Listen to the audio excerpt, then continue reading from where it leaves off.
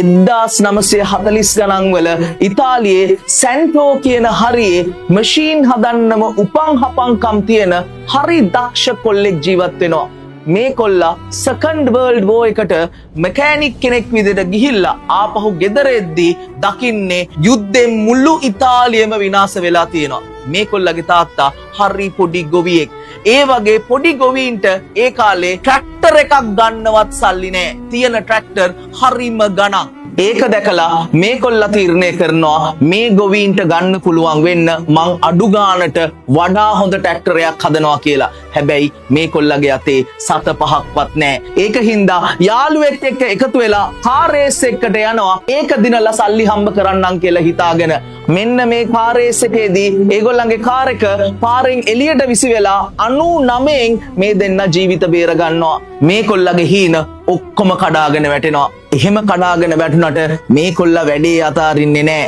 තමන්ගේ තාත්තගේ පුංචි ඉඩම උගස් කරලා ගත්ත සල්ලි වලින් ගෙදර තිබ්බ ගරාජ් එකක ඉඳන් මේ කොල්ලා තමන්ගේ ට්‍රැක්ටරේ හදන්න පටන් ගන්නවා. දිවාරෑ වෙහෙසිලා මේ ට්‍රැක්ටරේ හදලා ඒකට නම දාන දවසේදීම එයාගේ පළවෙනි දරුවා ප්‍රසූත කරන්න ගිහිල්ලා එයාගේ වයිෆ් ජීවිතෙන් සමුගන්නවා.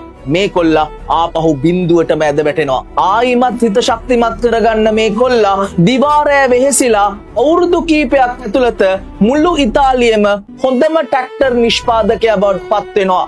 මෙයා කොච්චර සක්සස්ෆුල් වුණත් විකුණන්නේ ට්‍රැක්ටර් හින්දා එක දවසක් වෙන ව්‍යාපාරිකයෙක් මෙයාට කියනවා go back to your farm, you only know how to make tractors කියලා.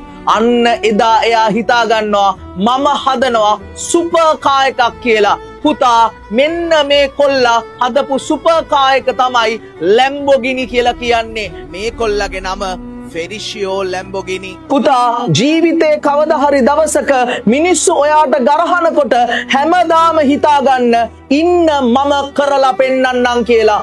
මොකද actions are much louder than words.